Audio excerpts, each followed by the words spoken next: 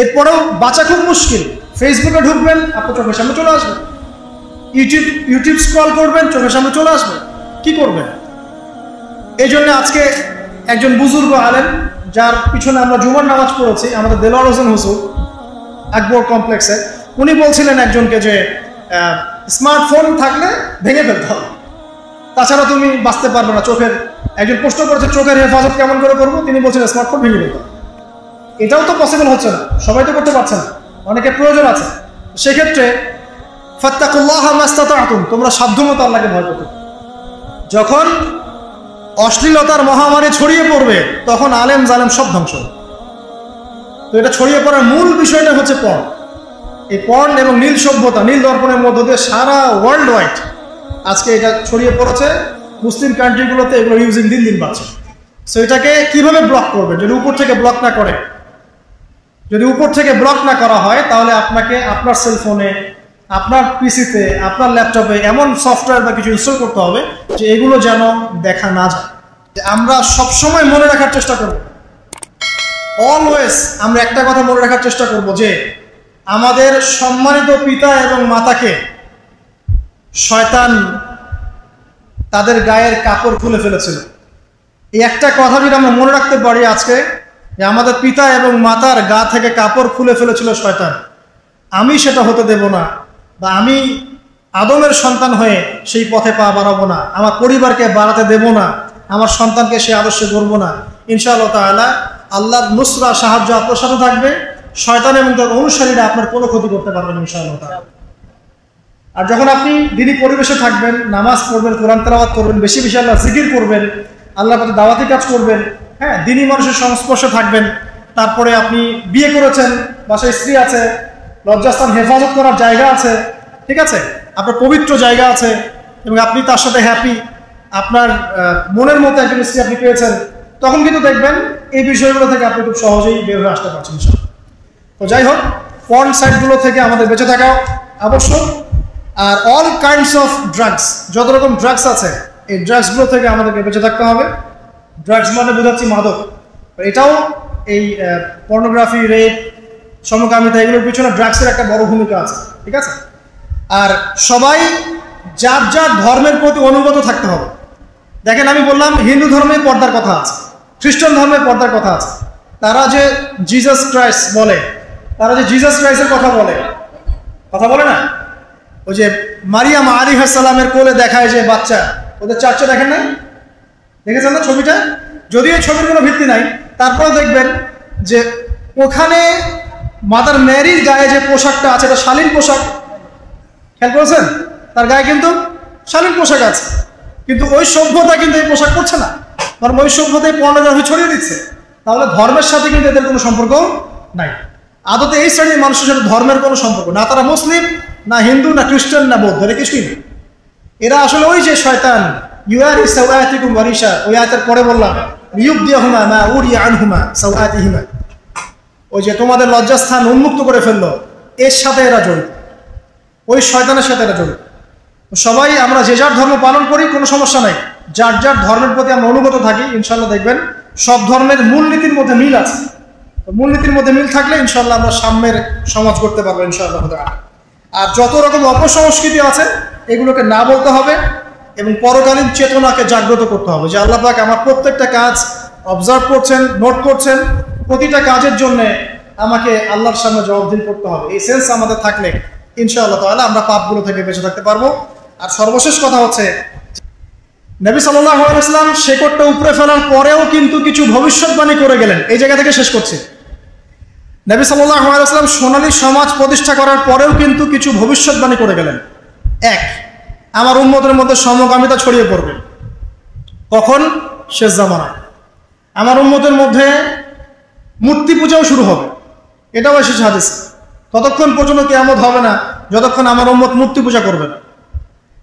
এমন এসেছে ইলম জ্ঞান উঠে যাবে, জাহেলিয়াত বর্ষিত হবে, জেনাকে মানুষ হালাল মনে করবে, জেনাকে মানুষ হালাল মনে করবে। এখন আপনি মিলাতে পারবেন যে ঘটনা কেন এমন হলো, ওইরকম থেকে এমন কেন হলো এখন মেলাতে পারবেন। নবীজি ভবিষ্যৎবাণী করেছেন জেনাকে এই উম্মতে একটা অংশ হালাল মনে করবে, মাদককে এই উম্মতের একটা অংশ হালাল মনে করবে, এই উম্মতের মধ্যে সমকামিতা ছড়িয়ে পড়বে,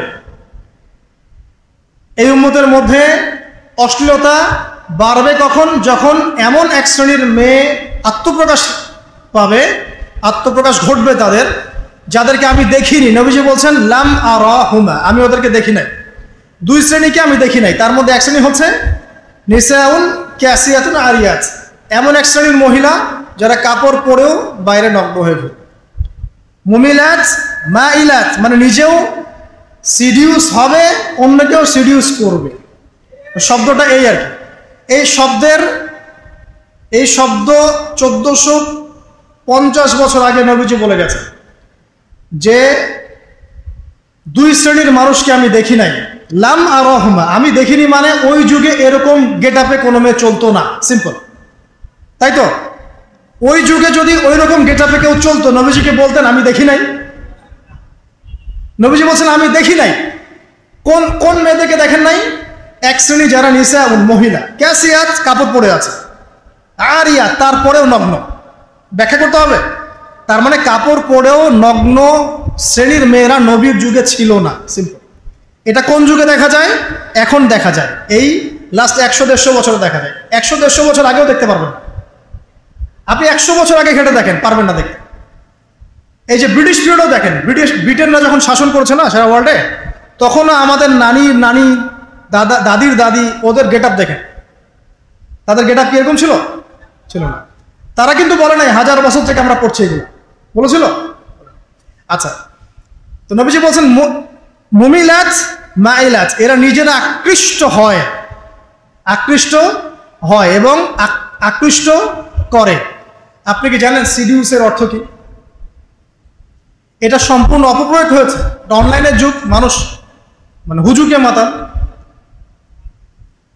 অক্সফোর্ড আর কেমব্রিজ ডিকশনারি ঘাটেন, অক্সফোর্ড আর কেমব্রিজ ডিকশনারি ঘেটে সিডিউস শব্দ লিখে সার্চ দেন, দেখবেন ওখানে লিখে আছে যে seduce is a kind of sexual activities where you are enticing someone in a relationship with you, illegal sexual relationship with you, মানে you are enticing someone in a illegal sexual relationship with you। মানে seduce হচ্ছে এমন জিনিস যে আপনি কাউকে আপনার দিকে অবৈধ সেক্সুয়াল সম্পর্ক করার জন্য আকৃষ্ট করছেন।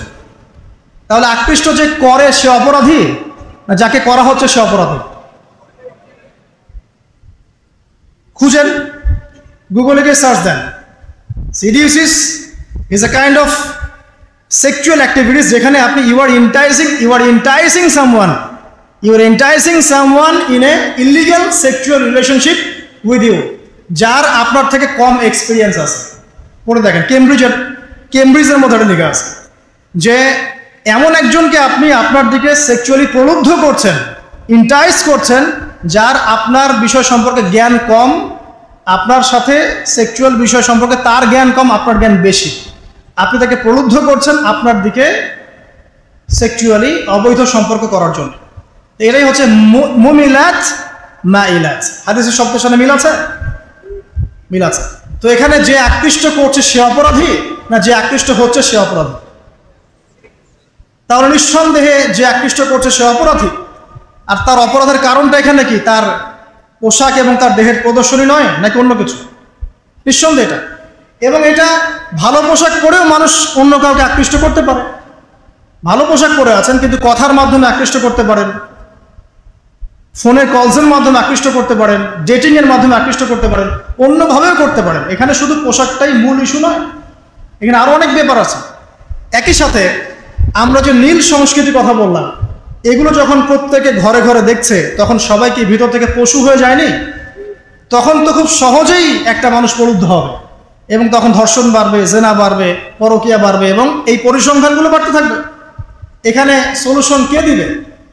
সলিউশন দিবে শুধুমাত্র সেই সভ্যতা যে সভ্যতার সময় জেনার হার ছিল 0.00001%। ওই সভ্যতা যখন রেপের হার 0.00001%, সুদের হার 0.00001%, দুর্নীতির হার 0.00001%। এটা কোন সভ্যতা? এটা ওই খোলাফায়ে রাশেদার সভ্যতা। ওইখানে রেয়ার একটা মানুষ খুঁজে পাওয়া যায় মদ খায়, একটা মানুষ খুঁজে পাওয়া যায় হয়তো জেনা করেছে, একটা মানুষ খুঁজে পাওয়া যায় দুর্নীতি করেছে, 99% পিউরিফাইড। তো ওই সভ্যতা কিসের আলোকে এরকম হলো আর এখন কেন হতে পারছে না?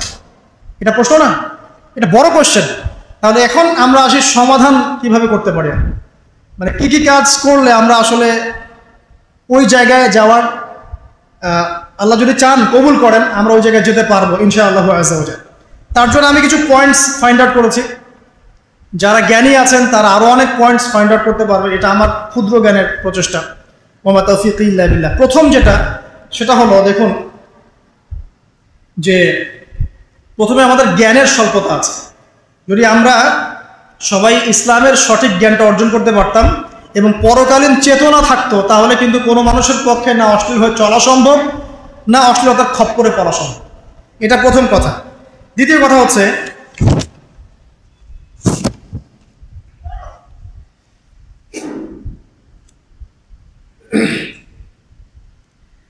জ্ঞানের সাথে আমাদের আমলের ধারাবাহিকতা লাগে।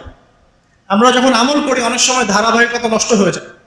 ধারাবাহিকতা নষ্ট হয়ে গেলে শয়তান আমাদেরকে পেয়ে বসে, তখনই মানুষের দ্বারা খারাপ কোনো কাজ ঘটে যায়। দেখবেন আপনি ভালো কাজ করতে করতে হঠাৎ করে আপনি পড়ে গেলেন, এমন হয় কিন্তু। ভালো কাজ করতে করতে আপনি ধাপ করে একটা খারাপ কাজ করে ফেললেন, আবার তওবা করে ফিরে আসছেন। তওবা করে ফিরে আসবেন নিঃসন্দেহে, কিন্তু আমলের ধারাবাহিকতা বজায় রাখা খুব ইম্পর্টেন্ট। 3 নম্বর দেখুন সলাৎ। সলাৎ যখন আমরা 5 ওয়াক্ত মসজিদে আসবো, আমাদের আধ্যাত্মিক জগৎটা, আত্মিক জগৎটা পরিশুদ্ধ থাকবে, তখন ইনশাআল্লাহ তাআলা আল্লাহর বিধান মেনে চলা আমাদের জন্য সহজ হবে ইনশাআল্লাহ। 4 নম্বর বলতে পারি কোরআনের সংস্পর্শ। কোরআনের সংস্পর্শে যখন আমাদের যুব সমাজ থাকবে, ইনশাআল্লাহ তাআলা তারা আল্লাহর হুকুম আহকামগুলো মেনে চলতে পারবে এবং শয়তানের ওই খপ্পরগুলো থেকে তারা বেঁচে থাকতে পারবে ইনশাআল্লাহ আযজা ওয়া জাল। এরপরে আমরা বলতে পারি ইসলামিক অনুশাসনের কথা। ইসলামিক অনুশাসন যদি আমরা ঘরে ঘরে প্রতিষ্ঠা করতে পারি, ইনশাআল্লাহ আযজা ওয়া জাল আমরা এই ফিতনাময় পরিবেশেও আমাদের ঈমান ধরে রাখতে সক্ষম হব ইনশাআল্লাহ আযজা ওয়া জাল। দ্বীনি শিক্ষা এবং দ্বীনি পরিবেশ, দ্বীনি শিক্ষা এবং দ্বীনি পরিবেশটা এইসব অশ্লীলতা রোধ করার অন্যতম নিয়ামক হবে ইনশাআল্লাহ। এরপর আমি বলবো যে পর্দার বিধানগুলো মেনে চলা। শুধুমাত্র পোশাক সবকিছু নয়, তবে পোশাক অনেক কিছু। পোশাকে সবকিছু নয়, কিন্তু পোশাক কিন্তু অনেক কিছু, ঠিক আছে? তো পোশাকও ঠিক রাখছি, আবার নামাজও পড়ছি, এখানে রোজাও রাখছি, আমরা দ্বীনি কাজে ব্যস্ত থাকছি, দ্বীনি পড়াশোনায় ব্যস্ত থাকছি, আমর বিল মারুফ নাহি আনিল মুনকারের কাজ করছি এবং আল্লাহওয়ালা মানুষের সাথে থাকছে। তখন দেখবেন আত্মিক জগৎটা আল্লাহ নূর দ্বারা পরিপূর্ণ হবে ইনশাআল্লাহ। তখন আপনি জেনা, ব্যভিচার, পরকীয়া এগুলো থেকে দূরে থাকতে পারবেন ইনশাআল্লাহ, পথ ছাড়তে পারবেন ইনশাআল্লাহ। এরপরে আমি গিয়ে বলবো যে বিয়ে সহজ করার ব্যাপার। এরপর যদি আমরা বিয়েটাকে সহজ করে ফেলি, সহজ বলতে সরকার বয়স দিয়েছে আলহামদুলিল্লাহ, থাক ওই বয়সে বিয়ে দেন, কিন্তু বয়স হয়ে গেলে বিয়ে দিয়ে দেন। 18 বছরে বিয়ের বয়স হয়ে যায়, আপনি এদিকে 32 পর্যন্ত অপেক্ষা করছেন কেন, 25 পর্যন্ত অপেক্ষা করছেন কেন? 18 হয়ে গেছে, 20 বছর আপনি বিয়ে দিয়ে দেন। যত দ্রুত আপনি যত সহজ করবেন বিয়েটাকে, তারা কিন্তু তাদের এই যে তারুণ্যের যে উন্মাদনা বলে একটা, তারুণ্যের উন্মাদনা, এখান থেকে তারা বেঁচে থাকতে পারবে এবং পাপ ইসলাম থেকে তারা ইনশাআল্লাহ তাআলা সঠিক পথে থাকবে এবং তার পুরো ম্যারিড লাইফটাই কিন্তু ইবাদত হিসেবে গণ্য হবে। এখানে আমার ছেলে হোক বা আমার মেয়ে হোক, তার জন্য বিয়েটাকে সহজ করা উচিত। গার্ডিয়ানদেরকে রিকোয়েস্ট করবো এটা আপনারা করুন, আদারওয়াইজ আপনার ছেলে কখন দেখবেন অন্ধকার জগতে পা বাড়িয়ে ফেলেছে আপনি কিন্তু বুঝতে পারছেন না। আপনার মেয়ে অনেক আগেই বড় হয়ে গেছে, আপনি কিন্তু বুঝতে পারছেন না।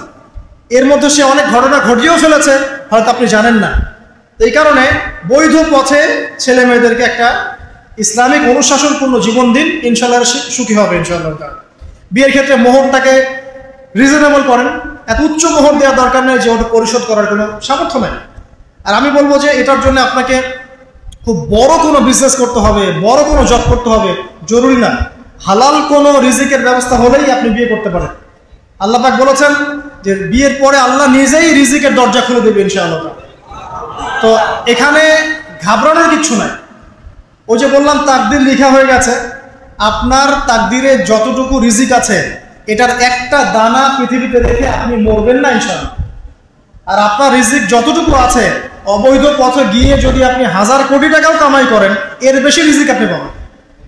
সো এখানে আমি বলবো গার্ডিয়ানদেরকে যে বিয়েটাকে সহজ করে দেন, বিয়েটা সহজ করেন, মোহরটাকে কমান এবং ছেলে মেয়েদেরকে একটা দীর্ঘ বিবাহিত জীবন দেন, ইনশাল্লাহ দেখবেন তারা ইসলামী অনুশাসনে আল্লাহর এবং তার রাসূলের আনুগত্যপূর্ণ জীবন মেনে চলবে ইনশাআল্লাহ আযজা ওয়া জাল্লা। বলবো কিছু কাজ থেকে আমাদেরকে বের হতে হবে, কিন্তু এটা হতে হবে বলেই সীমাবদ্ধ থাকতে হচ্ছে, কারণ এটা ইম্পোজ করার মতো ক্ষমতা উপরের লেভেল থেকে মুসলিমদের হাতে এখন নাই। তবে আপনি পারিবারিকভাবে করতে পারবেন, পারিবারিকভাবে কীরকম, এবং আমাদের ওইখানেই ফোকাস করা উচিত। ফ্রি মিক্সিং টোটালি হারাম করে দেবে, ফ্রি মিক্সিং চলবে না। ফ্রি মিক্সিং তো বোঝেন, নারী পুরুষের অবাধ মেলামেশা যেখানে আছে ওখানে আপনি নাই। যদি এমন স্কুল পান যেখানে বয়েজ স্কুল, সেখানে দিয়ে দেন ছেলেকে। এমন স্কুল শুধু মেয়েদের স্কুল, সেখানে মেয়েকে দেন। কলেজ শুধু ছেলেদের কলেজ, ওখানে ছেলেকে দেন। শুধু মেয়েদের কলেজ, ওখানে দেন। এটা কিন্তু একমাত্র সলিউশন না, অনেক সলিউশনের একটা সলিউশন বলছে। ওখানে দেওয়ার পরেও ছেলে বিগড়াতে পারে, বেলাইনে যেতে পারে। এখানকার মেয়ে স্কুলের মেয়ে ছেলে স্কুলের ছেলের সাথে প্রেম করতে পারে। কিন্তু অনেকগুলো সলিউশনের একটা সলিউশন হতে পারে যে ফ্রি মিক্সিং থেকে রোধ করে, ফ্যামিলি থেকে রোধ করে। তারপরে যত প্রকার পর্ন সাইট আছে সব পর্ন সাইটকে ব্লক করতে হবে। এবং সারা ওয়ার্ল্ডে যত ধর্ষণের হার বাড়ছে, পরকীয়া জেনার হার বাড়ছে, এগুলোর মূল কারণ হচ্ছে পর্ন। এটা কিন্তু মূল কারণ, যে পোশাক খুলে ফেলার সংস্কৃতি, নীল দর্পণ, এটা কিন্তু এই পর্নোগ্রাফির সভ্যতা থেকে এসেছে। ওই সভ্যতা তো পচে গেছেই, ওর তো আর ইজ্জত সম্মানে কিছু বাকি নাই। মুসলিমদের যতটুকু বাকি আছে এটা ধরে রাখার জন্য পর্ন সাইটগুলোকে বন্ধ করা খুব জরুরি। যদি এটা না করতে পারি, আলেম জালেম সবাই ধ্বংস হয়ে যাবে। দলিল জাইনাব বিনতে জাহাশ রাদিয়াল্লাহু আনহা, তিনি বলছেন, ইয়া রাসূলুল্লাহ আনুহলিকু ওয়া ফিনা সালিহুন, আমাদের মধ্যে সৎ মানুষ থাকা সত্ত্বেও কি আমরা ধ্বংস হয়ে যাব? নবীজি বলছেন, ওয়াইলুল লিল আরব মিন শাররি ক্বাদ ইখতারাব। একটা হাদিস আছে না, যে আরবদের জন্য ধ্বংস, কি ভয়ঙ্কর বিপদ নেমে আসলো। তখন জাইনাব বিনতে জাহাশ রাদিয়াল্লাহু আনহা তিনি বলছেন, আনুহলিকু ওয়া ফিনা সালিহুন ইয়া রাসূলুল্লাহ, যখন আমাদের মধ্যে সৎ মানুষ থাকবে, আলেম বুজুর্গ পীর এরকম মানুষও থাকবে, তখনও কি আমরা ধ্বংস হয়ে যাব? তখন নবী সাল্লাল্লাহু আলাইহি ওয়াসাল্লাম বলছেন, নাম, হ্যাঁ ধ্বংস হবে। ইযা কাসরাতুল খাবা, যখন অশ্লীলতা ছড়িয়ে। আল্লাহ পাক আমাদের সবাইকে আজকের এই সংক্ষিপ্ত আলোচনা থেকে শালীনতা, পর্দা এবং এর বিরোধী শয়তানি শক্তির প্রভাব সম্পর্কে সচেতন থাকার তৌফিক আল্লাহ পাক আমাদের দান করুন। আমরা দোয়া করি আল্লাহ পাক আমাদের সবাইকে কোরআনের জ্ঞানে জ্ঞানী করুন এবং 5 ওয়াক্ত নামাজ জামাতে পড়ার তৌফিক দান করুন। আল্লাহ পাক আমাদের সবাইকে কোরআনওয়ালা বানিয়ে দিন, নবীর সুন্নতের পাবন বানিয়ে দিন। আমরা দোয়া করি আল্লাহ পাক আমাদের পরিবারের সবাইকে দ্বীনের জ্ঞানে জ্ঞানী করুন। আমাদের মা বোনদেরকে খাস পর্দায় থাকার তৌফিক দান করুন, ছেলেদেরকেও পর্দা করার তৌফিক দান করুন। আল্লাহ পাক আমাদেরকে যাবতীয় অপসংস্কৃতি, পর্নোগ্রাফি, মাদক, জিনা, ব্যভিচার, পরকীয়া থেকে আল্লাহ পাক হেফাজত করুন। অশ্লীলতার যে মহামারী চলছে, এই মহামারী থেকে আল্লাহ পাক আমাদেরকে বাঁচান, আল্লাহুম্মা। এবং জিন শয়তানের সহযোগী হয়ে যে মানুষ শয়তানরা আজকে আমাদের গা থেকে কাপড় খুলে ফেলার চেষ্টা করছে, এদের অপতৎপরতা থেকে আল্লাহ পাক আমাদেরকে হেফাজত করুন, আমিন।